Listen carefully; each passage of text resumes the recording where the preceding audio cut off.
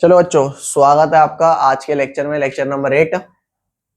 तो जैसा कि हमने लास्ट क्लास में देखा था कि हमने वैलेंस बॉन्ड थ्योरी स्टार्ट करी थी। ठीक है, वैलेंस बॉन्ड थ्योरी में मैंने आपको बताया BeCl2 मॉलिक्यूल और BCl3 मॉलिक्यूल बता दिया। अब जो ट्रीटमेंट हमने वहां किया था ना, एग्जैक्टली सेम ट्रीटमेंट हम यहाँ करने जा रहे हैं। कुछ मॉलिक्यूल्स को आगे और बढ़ाएंगे और कुछ एक और एस्पेक्ट को अच्छे से समझेंगे। तो सिंपल सी बात है, अगला मॉलिक्यूल हमारा क्या है। जैसे मैंने लास्ट क्लास में आपको कुछ एग्जांपल दिए थे, किसके? CH4 दिया था, अमोनिया दिया था, H2O दिया था, और क्या दिया था? PCl5 दिया था और SF6 दिया था। ये मॉलिक्यूल्स आपको दिए थे। इनमें से सबसे पहले मैं आपका अमोनिया मॉलिक्यूल डिस्कस कर रहा हूँ, क्योंकि जैसे आपने BeCl2 किया, जैसे आपने BCl3 किया, एग्जैक्टली सेम आप CH4 करने जा रहे हैं। ठीक है, तो सबसे पहले कौन सा डिस्कस कर लेते हैं? अमोनिया। यहाँ ध्यान देना, अमोनिया का क्योंकि हम VMCA ट्रीटमेंट कर चुके हैं तो हम कुछ कुछ बातें इसके बारे में पहले से जानते हैं। क्या जानते हैं? कि इलेक्ट्रॉन पेयर इसका 4 होता है, बॉन्ड पेयर इसका 3 होता है, लोन पेयर इसका कितना होता है? 1 होता है। इस हिसाब से हाइब्रिडाइजेशन इसकी sp3 होती है। ज्योमेट्री इसकी क्या होती है? टेट्राहेड्रल। और शेप नहीं, काका 4 ही तो हैं। अगर 4 है तो एक s ऑर्बिटल हो गया और 3 कौन से ऑर्बिटल हो गए? p ऑर्बिटल हो गए। और शेप क्या हो गया? शेप हमारा हो गया पिरामिडल, क्योंकि एक लोन पेयर है ना, तो शेप एग्जैक्टली ज्योमेट्री के बराबर नहीं है, तो ये हो गया पिरामिडल। और पिरामिडल कौन सा पिरामिडल बोलते हैं? Trigonal pyramidal. तो यहाँ ध्यान देना, इसका शेप कुछ ऐसा आ रहा था, n के साथ क्या था? इधर एक लोन पेयर डल रहा था, इधर 3 क्या थे? H। ये बात मानते हो नहीं मानते? और एक चीज मैं आज आपको बताता हूँ, यहाँ पे ये बॉन्ड बना के लोन पेयर नहीं डालते। जैसे आपने शुरुआत में बॉन्ड बना के लोन पेयर डाल दिया ना, लेकिन यहाँ पे डलना क्या है आपका? लोब्स डलनी होती है ऐसे। ठीक है, मतलब अभी तक जो आप बॉन्ड बना के डाल रहे थे वो आप क्या डालोगे? लोब। तो अब इसी चीज का मैं क्या करता हूँ, आपका वैलेंस बॉन्ड ट्रीटमेंट करता हूँ। किसका? NH3 मॉलिक्यूल का। यहाँ ध्यान दो, तो valence bond treatment for NH3 molecule. तो जो नाइट्रोजन होता है, नाइट्रोजन के आउटर मोस्ट शेल में कितने इलेक्ट्रॉन होते हैं? अरे आउटर मोस्ट छोड़ो, टोटल बताओ, टोटल कितने होते हैं? 7 होते हैं। तो इसका ग्राउंड स्टेट अब पूरा लिखने की जरूरत नहीं है। ठीक है, अब पूरा लिखने की जरूरत नहीं है। GSEC क्या हो गया इसका? 1s2 2s2 2p3। ये भी आपका ऐसे बन गया, और यहाँ पे कितने आ जाएंगे आपके?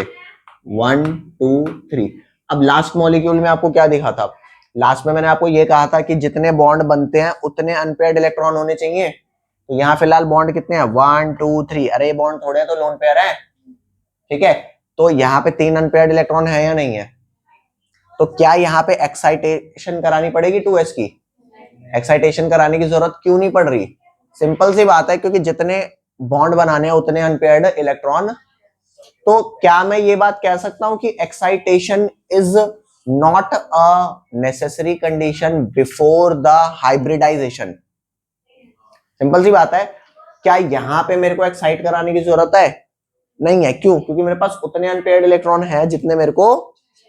हाँ, तो अब इस बात को समझना, मैं डायरेक्ट क्या करूंगा? Hybrid orbital. क्योंकि मेरे को VMCA ट्रीटमेंट से पहले क्या पता है? क्या पता है गाइस? कि हाइब्रिडाइजेशन sp3 है। तो I am directly going for कि ये हाइब्रिड ऑर्बिटल बना लो, एक s और 3 क्या बनेंगे? p। अरे बन गए ये। तो अब मैं इसे पता है क्या बोलूंगा, कि जो ये पहले सिर्फ s कहलाता था, अब ये क्या कहलाएगा? sp3। ये पहले p कहलाता था, अब क्या कहलाएगा? sp3। ये भी पहले s कहलाता p कहलाता था, क्या कहलाएगा? sp3। और ये भी क्या कहलाएगा? sp3। तो कुल मिला के ये भी sp3, ये भी sp3, ये भी sp3 और ये भी sp3। सब में एक एक इलेक्ट्रॉन डाल दिया। लेकिन इसमें तो पेयर्ड है ना, तो इसमें क्या डाला? पेयर्ड। मतलब कि अगर मैं नाइट्रोजन के कुछ हाइब्रिड ऑर्बिटल बनाता भी हूं, ये लाइक दिस, तो टेट्राहेड्रली अरेंज करने पड़ेंगे मेरे को इन्हें। अब तुम लोग मेरे को एक बात बताना, जो अब क्योंकि हाइड्रोजन आना है ना बॉन्ड करने, तो हाइड्रोजन का क्या होता है? हाइड्रोजन का 1s1 होता है। तो कौन सा ऑर्बिटल आएगा इसका हाइब्रिड कर, मतलब कि बॉन्ड फॉर्मेशन करने के लिए? p ऑर्बिटल या s ऑर्बिटल? अरे s अनपेयर्ड है ना, तो s ऑर्बिटल आएगा। इस एक sp3 ऑर्बिटल में मैंने लोन पेयर डाल दिए, अरे बोल लो भाई, और यहाँ पे s ऑर्बिटल आ गया, कौन आ गया?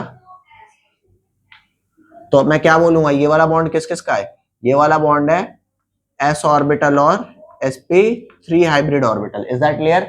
So this is your valence bond theory for the ammonia molecule. Ammonia molecule में मैंने एक बात नहीं सीखी, क्या नहीं सीखी? कि हाइब्रिडाइजेशन करने से पहले एक्साइटेशन क्या नेसेसरी कंडीशन है? बोलो हाँ या ना। नहीं आ रही समझ है? दोबारा सुन, क्या इसको एक्साइट करने की जरूरत पड़ी? क्यों नहीं पड़ी? उतने अनपेयर्ड हैं, तो क्या मैं कह सकता हूं कि excitation before hybridization is a necessary condition? नहीं ना, तो ये बात फॉल्स है। कि अगर मैं बोलूं कि it is a necessary condition to excite the 2s electron या 2s इलेक्ट्रॉन, अगर मैं बात करूं तो वो नेसेसरी कंडीशन नहीं है। अरे काका नेसेस सुन, ये डिपेंड इस पे नहीं करना कि कराना ही कराना एक्साइट, ये इस पे कर रहा है अनपेड है या नहीं है। जैसे किसी से प्यार से बात करना तेरी नेसेसरी कंडीशन है क्या? तू सोच करके देख, तेरे को किसी से काम नहीं है, कुछ गाली बक दे, तेरे बाप का क्या जा रहा है? और जनरली लोग करते भी यही हैं, लोग क्या हम भी वही हैं कि किसी से काम नहीं है, ठीक है टेढ़े मुंह बात कर रहे हैं, उससे सीधे मुंह बात ही नहीं कर रहे, ऐसा होता ही नहीं होता। तो किसी से प्यार से बात करना एक नेसेसरी कंडीशन नहीं है, वो आपकी विश है। If you are a good human being तो आपको सबसे अच्छे से बात आप अपनी मर्जी से कर रहे हो, जरूरी तो नहीं है ना। तो अब यहां ध्यान देना, सिंपल सी बात क्या है कि एक्साइट कराना इंपॉर्टेंट कंडीशन नहीं है, लेकिन हाइब्रिडाइज कराना पड़ेगा। अरे समझ रहे हो? और क्या ऐसा है कि हाइब्रिडाइजेशन में सिर्फ अनपेयर्ड इलेक्ट्रॉन ही पार्टिसिपेट करेंगे? क्या पेयर्ड वाले ऑर्बिटल नहीं कर रहे? अरे पेयर्ड वाले भी तो कर रहे हैं। और तुम्हारे को एक और बताता हूं, ये जो पेयर्ड इलेक्ट्रॉन हुआ करते थे ना अमोनिया पे, पहले इसमें सिर्फ s कैरेक्टर नहीं होता था, s के साथ 3 p के भी कैरेक्टर थे। अरे बोलो, बोलो भाई। तो वही है कि ये sp3 है, ये बात कैसे एक्सप्लेन हुई? ये हाइब्रिडाइजेशन के बाद एक्सप्लेन हुई कि ओहो तेरे पे s नहीं, तेरे पास p के भी कैरेक्टर है। पहले तो सिर्फ क्या था s, बट आफ्टर हाइब्रिडाइजेशन क्या हो गया? sp3। तो ये जो 2 इलेक्ट्रॉन है ये हाइब्रिड ऑर्बिटल में है, ये नॉर्मल एटॉमिक ऑर्बिटल में नहीं है। ये जैसे मैंने NH3 का करा, एग्जैक्टली सेम वाटर मॉलिक्यूल का करने जा रहे हैं, इसे नोट डाउन कर लो फटाफट। चलो बच्चों, next we are going to do H2O molecule. ठीक है, अगर H2O मॉलिक्यूल का मैं VMCA ट्रीटमेंट देखूं तो इसमें हमारा क्या आया था? ये हमारा आया था EP, BP और LP। बताएंगे इसका क्या क्या आया था? 4 2 2 और हाइब्रिडाइजेशन क्या आया था? क्योंकि 4 है तो sp3। ज्योमेट्री क्या आई थी हमारी? वही टेट्राहेड्रल, टेट्राहेड्रल। एंड शेप क्या आई गाइस? बेंट। ओ भाई साहब, बेंट वेंट कहना सीख गए हो तुम सब तो। V shape. बताओ, इसकी भी वी शेप आ गई। इधर ध्यान। तो वाटर लाइक दिस दिख रहा था मेरे को, like this, like that, like that, like that. ये H, ये H और ये तो ऐसा दिखता है ना बेंट। अबे बेंट हो गया। ठीक है, अब मेरी बात सुनो, छोटी सी बात, बहुत छोटी सी बात है। जो H2O है उसमें O पे 8 इलेक्ट्रॉन होते हैं, तो उसके क्या करूंगा मैं? सारे के सारे 8 इलेक्ट्रॉन है, 1s2 2s2 2p4। तो 1s2 में 1s1 1s2, 2s2 में 2s1 2s2,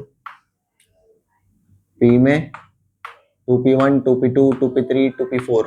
यार यू गाइस टेल मी, यहाँ पे कितने बॉन्ड बनाने हैं? क्या एक्साइटेशन की नीड है? क्यों नीड नहीं है? क्योंकि उतने अनपेयर्ड वी हैव, वी। हाँ, तो ये, लेकिन हाइब्रिडाइजेशन तो ये होगा, sp3 चाहिए ना। एक एस चेक करके देखो, क्या मैं सेम प्रोसेस बार बार नहीं कर रहा है? ये बैलेंस बॉन्ड थ्योरी जैसे कहते हैं ना, बहुत छोटी, जैसे कहते हैं ना छोटी सी थ्योरी है, तो बहुत छोटी सी है, लेकिन समझ आने के बाद में, उससे पहले नहीं। तो ये आपका क्या हो गया? sp3 hybrid orbital. देखो एक्साइटेशन यहाँ भी नहीं कराएंगे, यहाँ सिर्फ क्या कराया है? Ground state electronic configuration. Sorry लिखना भूल गया था, आप लिख लेना। ठीक है, तो अब यहाँ पे हम डायरेक्ट क्या लिखेंगे? Hybrid orbital. And the hybrid orbital will be now looking like this 2 3। इसका भी नाम क्या है? इसका भी नाम sp3 है। इसका भी नाम क्या है? इसका भी नाम sp3 है। इसका नाम क्या है? इसका भी नाम sp3 है। और इसका नाम क्या है? इसका भी नाम sp3।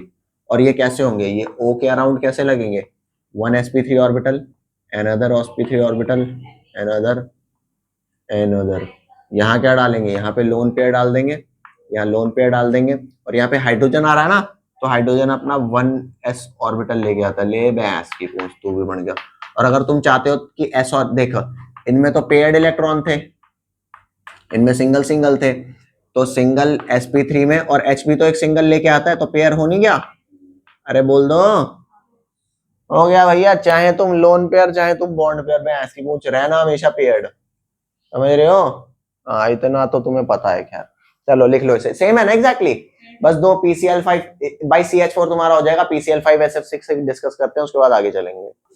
नेक्स्ट आता है हमारा क्या, PCl5। PCl5 क्या होता है ये ध्यान देना, जैसा कि हम PCl5 पहले ही पढ़ चुके हैं, अब पता है, अब आप इन मॉलिक्यूल्स को खुद ट्राई भी कर सकते हो, क्या खुद ट्राई भी कर सकते हो, EP, BP, LP, hybridization, geometry, shape, तो EP इसके 5 होते हैं, BP इसके 5 होते हैं, LP इसका 0 होता है, हाइब्रिडाइजेशन इसका sp3d।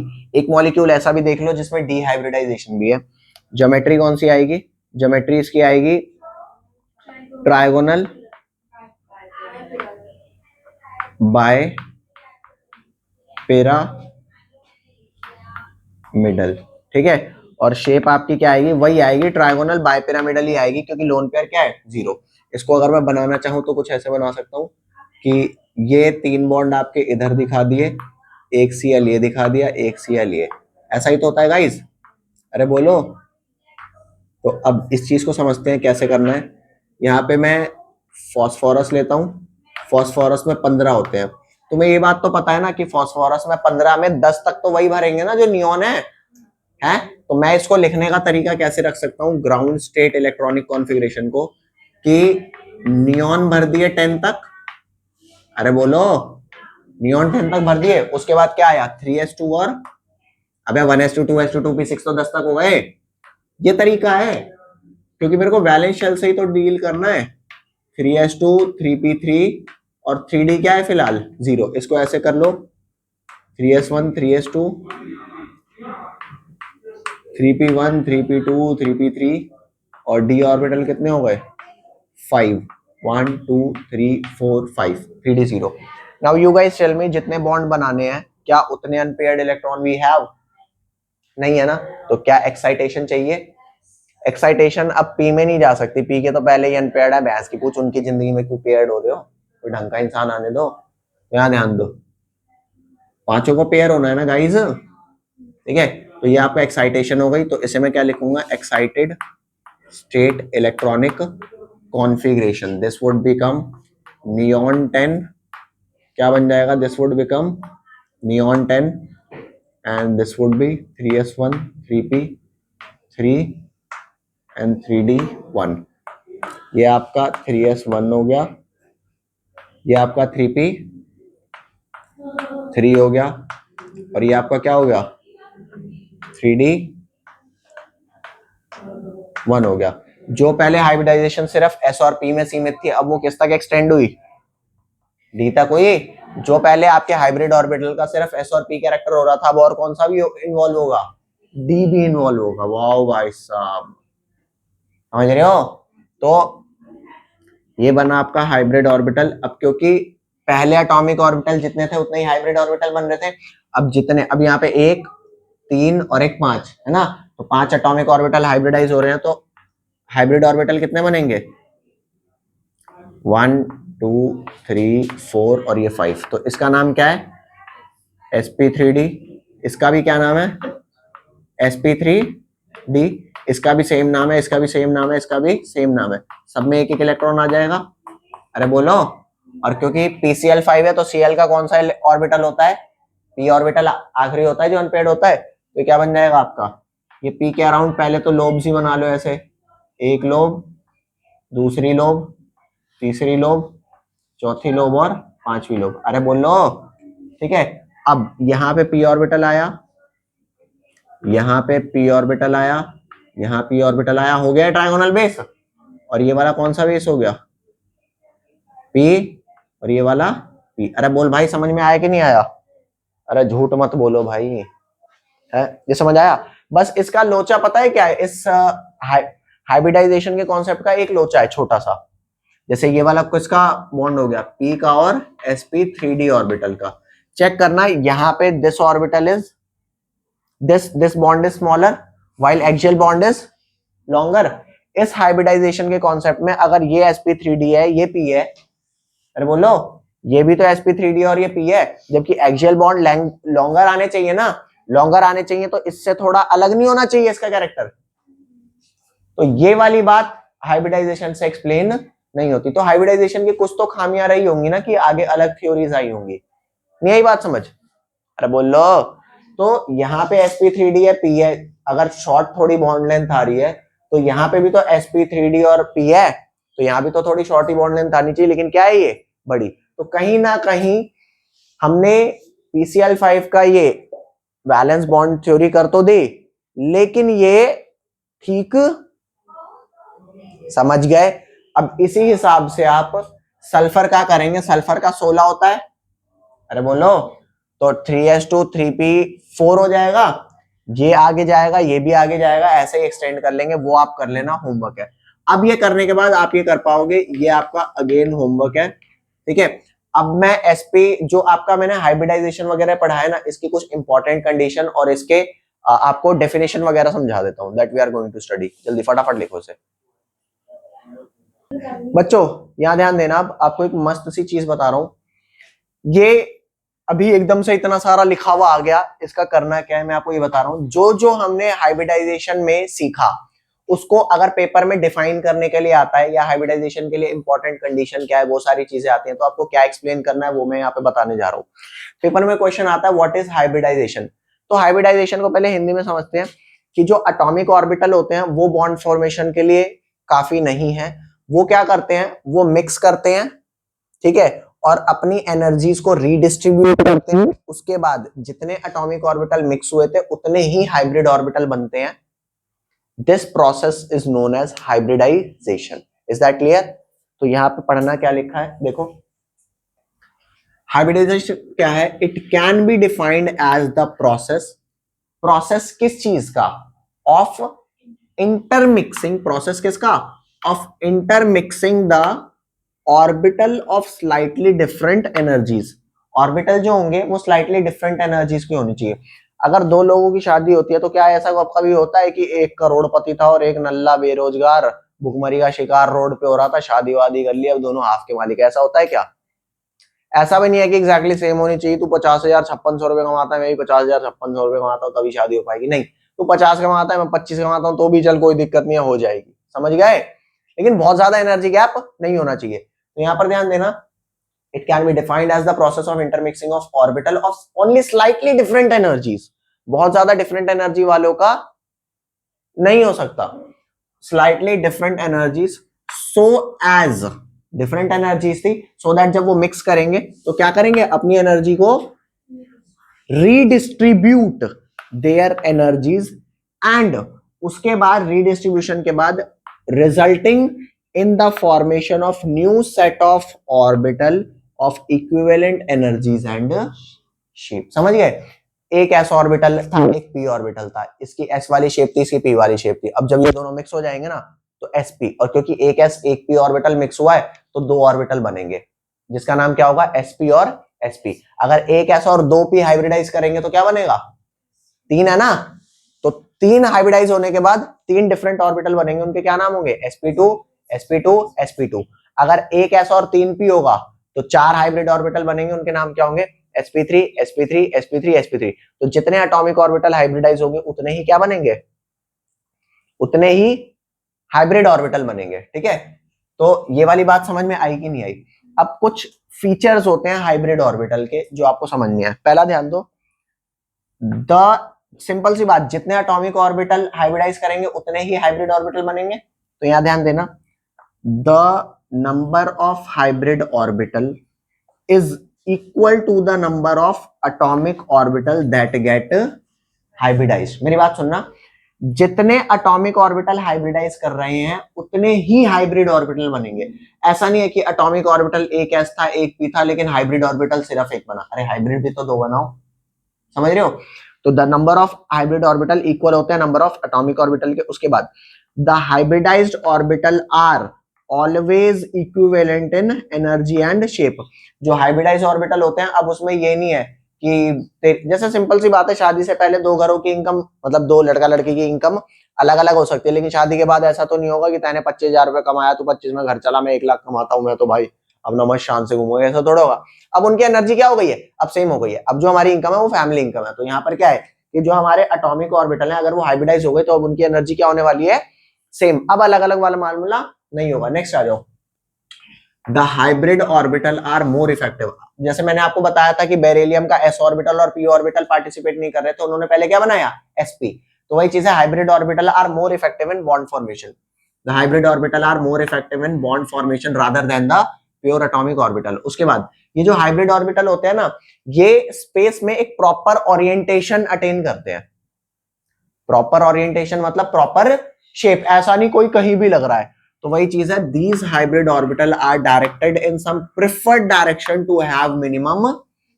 अरे बोल लो, जैसे अगर मैं बात करूं आपको कि ये हमारा ऑक्टाहेड्रल शेप है, sp3d2 हाइब्रिड, ये हमारा क्या है, ये टेट्राहेड्रल है, ये sp3, तो ये स्पेशल शेप है ना, ये तो नहीं कि कैसे भी लग गए। अरे बोल लो भाई, तो ये हो गया।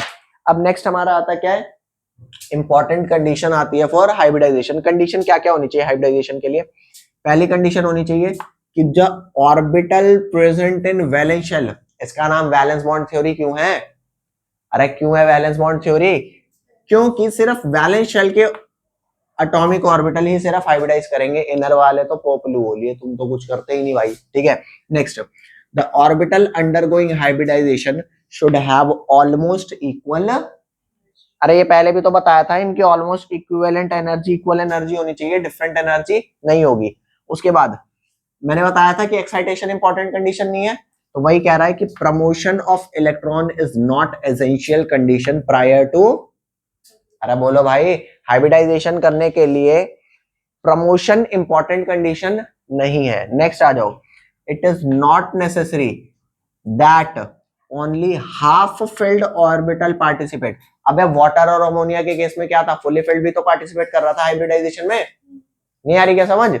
तो ये आपके वही लिखे हैं कि it is not necessary that only half filled orbital participate in hybridization, even filled orbital of valence shell can take part in hybridization. Is that clear? तो ये आपकी कुछ इंपॉर्टेंट कंडीशंस थी। नेक्स्ट हमारा जो टॉपिक आता है वो क्या आएगा, बॉन्ड फॉर्मेशन आएगा। आप ये लिख लो, हाइब्रिडाइजेशन वाला हो गया। अब मैं तुम्हारे को थोड़ा ओवरलैपिंग बता रहा हूं, ठीक है?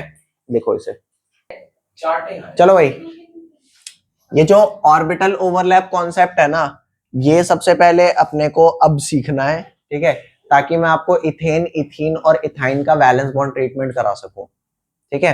ये कॉन्सेप्ट थोड़े थोड़े बड़े बड़े कॉन्सेप्ट हैं, यहाँ ध्यान दो। जैसे कि आपका क्या लिखा है यहाँ पर कि जो बॉन्ड होते हैं ना, ऑर्बिटल ओवरलैप कॉन्सेप्ट में हम क्या सीखने जाते हैं, बॉन्ड। बॉन्ड दो टाइप के होते हैं। एक बॉन्ड होता है जिसका नाम होता है सिग्मा बॉन्ड, एक बॉन्ड होता है जिसका नाम होता है पाई बॉन्ड, ठीक है? सिग्मा बॉन्ड को हम ऐसे आधा 9 से रिप्रेजेंट करते हैं, पाई बॉन्ड को पाई से रिप्रेजेंट करते हैं, ठीक है? सिग्मा बॉन्ड बनता है कैसे, जब साइडवेज ओवरलैप होता है, नहीं sorry my mistake. Sigma bond किससे बनता है? It is formed by head on overlap, head on overlap. जबकि ये कैसे बनता है, formed by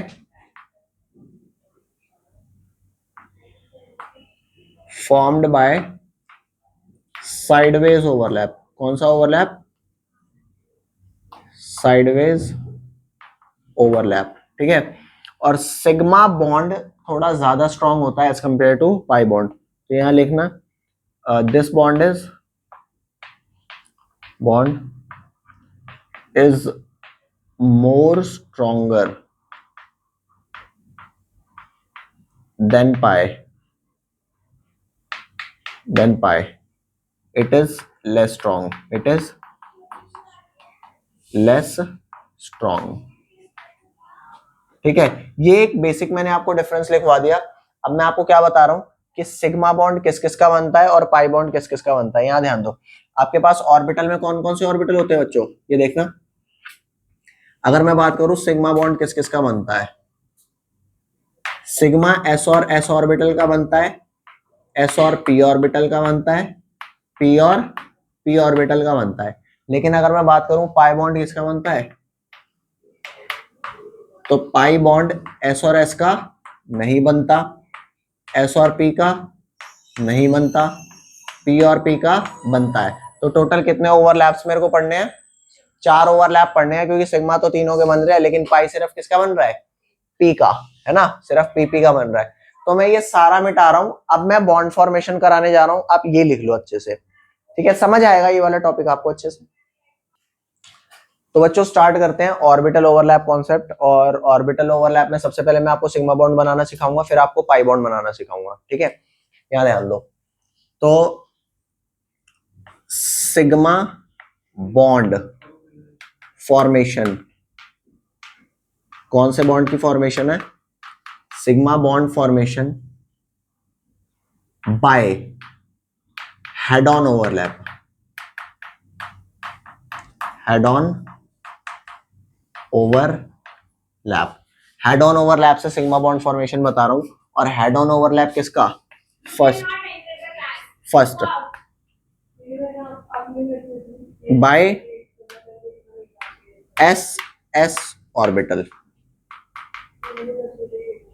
by S S orbital. यहां ध्यान दो, ये रहा एस ऑर्बिटल, ये रहा एस ऑर्बिटल। ठीक है, ये एस ऑर्बिटल है, एस ऑर्बिटल है। क्या तुम ऐसा सोच सकते हो कि दो स्फेयर्स टकराएं और साइडवेज टकराएं, क्या ऐसा हो सकता है? जैसे दो एस ऑर्बिटल है, ये सामने सामने से टकराएंगे या ऐसे टकराएंगे? हाँ, साइडवेज नहीं होता। यहां ध्यान दो, क्या है ये टकराएंगे हेड ऑन।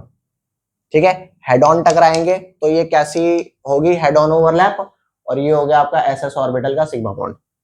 ठीक है, ये साइडवेज टकराने का कोई हिसाब सिग्मा बॉन्ड के लिए नहीं है।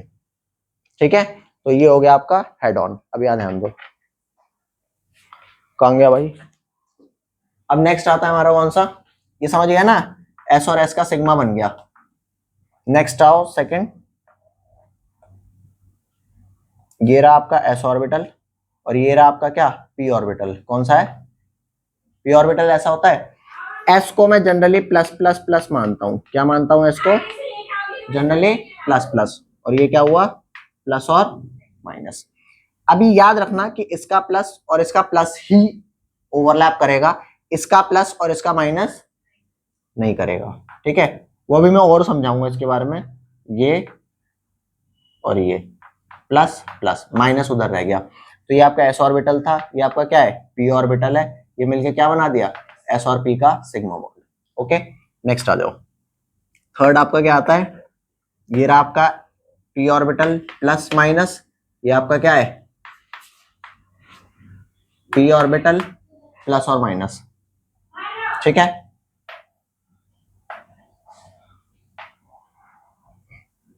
Minus plus plus minus.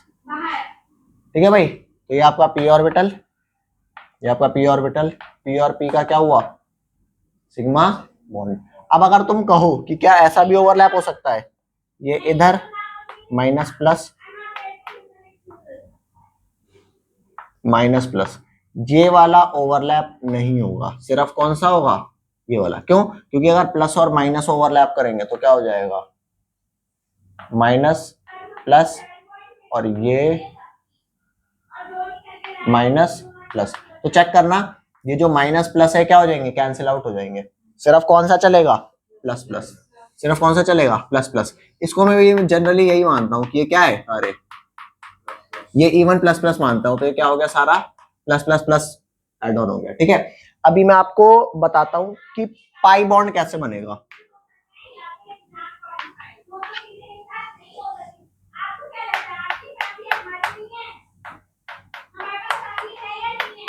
Pi bond formation.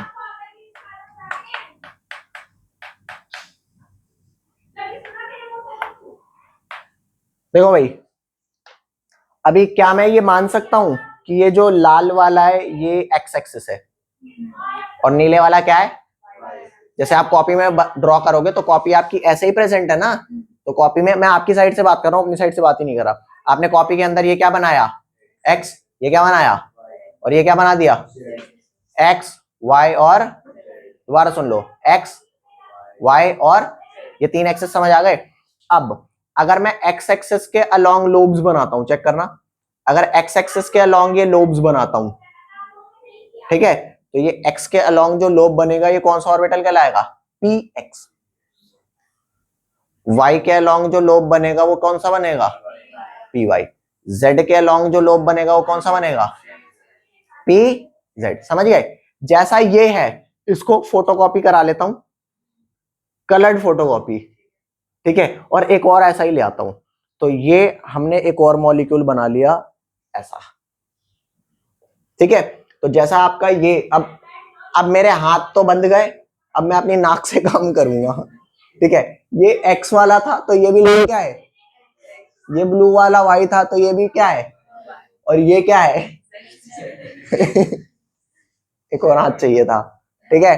तो समझ में आया कि नहीं आया? मेरी छोटी सी बात समझना कि अगर पी एक्स और P x orbital Lal Lal head on overlap करेंगे लाइक दिस,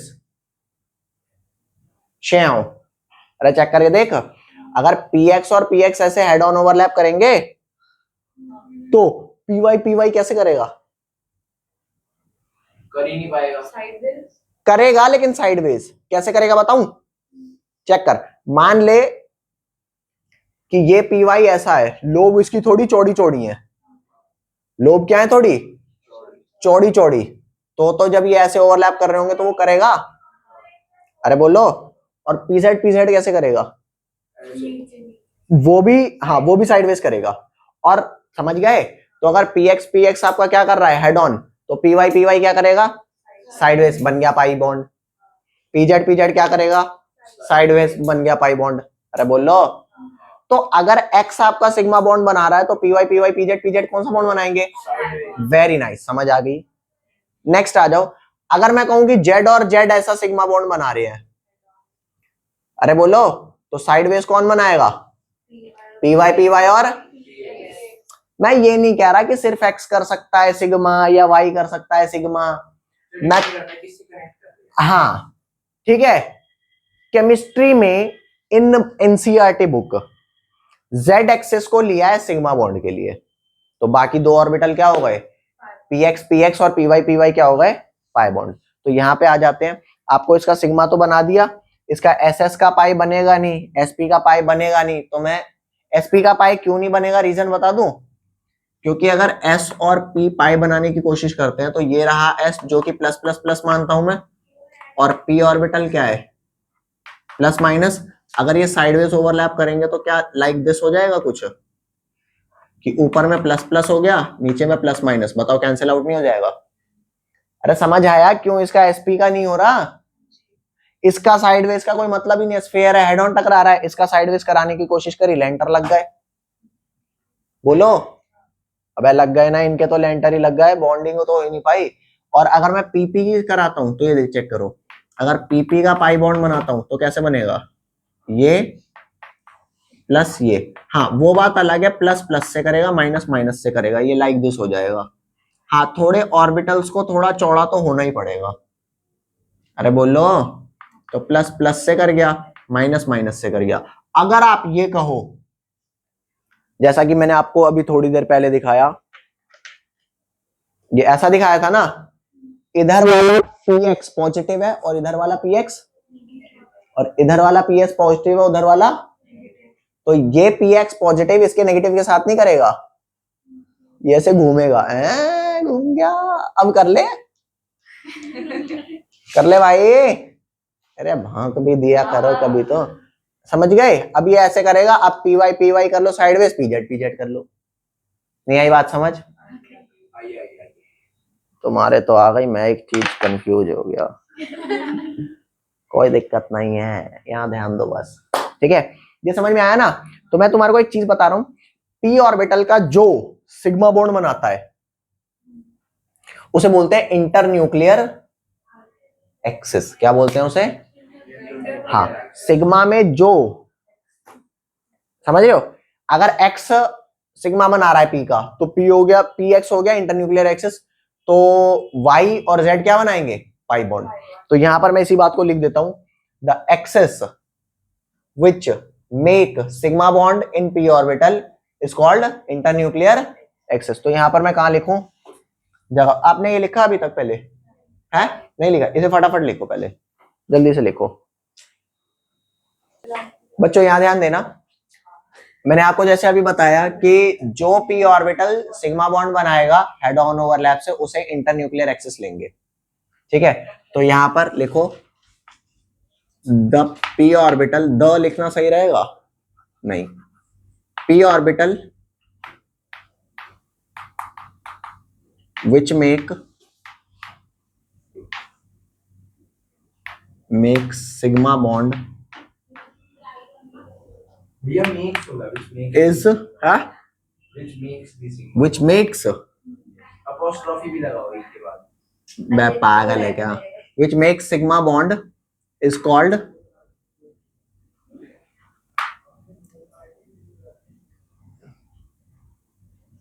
इंटरन्यूक्लियर एक्सिस।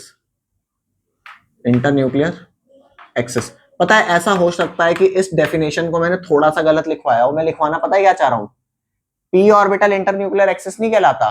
जो एक्सिस, जैसे मान लो अगर ये एक्स एक्सिस है और ये पी एक्स ऑर्बिटल है, क्या ये एक्स एक्सिस है और ये पी एक्स, अरे पी एक्स ऑर्बिटल हुआ ना, और ये कौन सा ऑर्बिटल है?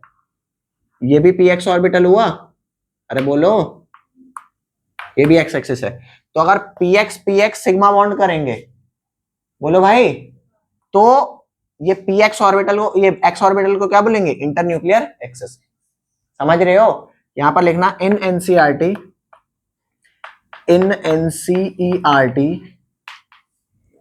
Z axis is taken as, paper में क्वेश्चन ये भी आता है, take y axis as internuclear axis, ठीक है। In NCERT z axis is taken as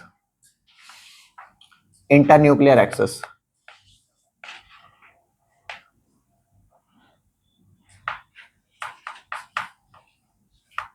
internuclear axis. अब यहां ध्यान देना, अगर z एक्सिस इंटरन्यूक्लियर एक्सिस है, तो आप बताओ pz और pz ऑर्बिटल कौन सा बॉन्ड बनाएंगे? pz will make sigma bond, और py will make will make and px py and px will make pi bond. अरे बोलो। नेक्स्ट, अगर मैं आपसे एक क्वेश्चन पूछूं, या ध्यान दो, अगर मैं बात करूं कि मान लो z एक्सिस क्या है?